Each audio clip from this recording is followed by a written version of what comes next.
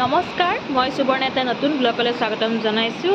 এয়া মই দেখাইছোঁ আমাৰ অসমত ৰেমালৰ প্ৰভাৱ চাওক 150 কিলোমিটাৰ বেগেৰে অহা আমাৰ অসমত ৰেমালৰ প্ৰভাৱ দেখাইছোঁ। বৰ্তমান এতিয়া ৰাতিপুৱা 5:30 বাজিছে। এনেকুৱা ধৰণৰ পৰিৱেশ এটা সৃষ্টি হৈছে। চাওক, গোটেই ঘৰ দুৱাৰ অৱস্থা নাই। লাইনৰ তাঁৰত গছ-গছনি ভাঙি পৰিছে। দেখিছে ৰেমালৰ শব্দ, ঘূৰ ঘূৰ শব্দ, সঁচাই বৰ ভয় লগা পৰিস্থিতি। বংগোপসাগৰত সৃষ্টি হোৱা এই ঘূৰ্ণী বতাহজাক অসমৰ প্ৰায়খিনি অঞ্চলতে সাঙুৰি ধৰিছে বুলি গম পাইছোঁ। আমাৰ ওচৰ চুবুৰীয়া অঞ্চলৰো বহুত ক্ষয় ক্ষতি হৈছে। গছ-গছনি বাগৰিছে। ইতিমধ্যে ৰাস্তা ঘাট বন্ধ হৈ যোৱা বুলি গম পাইছোঁ। বতৰ বিজ্ঞানীসকলৰ মতে ৰেমালৰ প্ৰভাৱ যোৱাৰ লগে লগে প্ৰচুৰ বৃষ্টি হ'ব বুলি কোৱা শুনিছোঁ। গতিকে সকলো ৰাইজে যাতে ঘৰৰ ভিতৰতে থাকে, বাহিৰলৈ যাতে নোলায়। এইকেইটা দিন অকণ কাম বন কমাই পেলাই ঘৰত থাকিলে ভাল হয়। মানুহবিলাকৰ নিজৰ বাবেও সুবিধা হয়।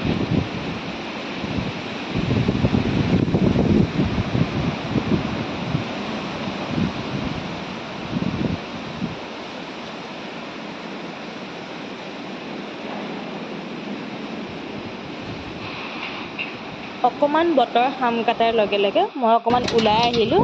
আপোনালোকক দেখাব চেষ্টা কৰিছোঁ আমাৰ অঞ্চলৰ পৰিস্থিতি। দেখিছে লাইনৰ তাঁৰত পৰিছে, কি অৱস্থা হৈছে। আমাৰ এই অঞ্চলটোত বহুত ক্ষয় ক্ষতি হৈছে। দেখিছে যিমান দূৰ বাট দেখিছে, গোটেই ৰাস্তা ব্লক। আজি যে গাড়ী চলাচল কৰিব পাৰিব আৰু এমাহলৈ যে লাইন আহিব এইটো মিছা। বিৰাট অসুবিধা হ'ব। নাই বুলি ক'লে বৰষুণ নাই। এতিয়া বৰষুণ আৰু বতাহো বতাহ। দেখিছে এডাল কি অৱস্থা, লাইনৰ তাঁৰত পৰি গোটেই ৰাস্তা ব্লক। গোটেই এইটো আমাৰ মেইন ৰাস্তা, হাইৱে ৰাস্তা।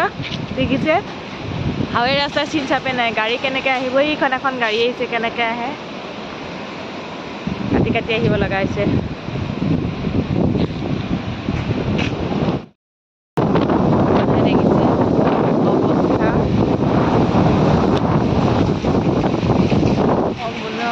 একদম জনজীৱন বিচ্ছিন্ন হৈ যাব এতিয়া। আৰু বতাহৰ শব্দ শুনিছে, হুৰ হুৰ।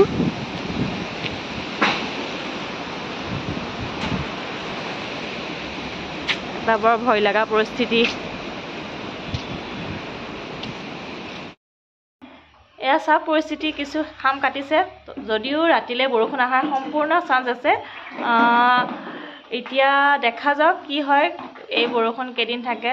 গতিকে যোনে যেনেকৈ থাকে ঘৰত সুৰক্ষিতভাৱে থাকিলেই ভাল। অদৰকাৰ হ'লে ঘৰৰ বাহিৰ নোলালেই হ'ল। যদি প্ৰয়োজনতো যাবই লাগিব। গতিকে মোৰ ভিডিঅ'টো ইমানতে সামৰিব লাগিব। সকলোৱে ভালে থাকক, কুশলে থাকক। মোৰ ভিডিঅ'টো যদি ভাল লাগিল লাইক, কমেণ্ট, ছাবস্ক্ৰাইব কৰি দিব। আজিলৈ নমস্কাৰ।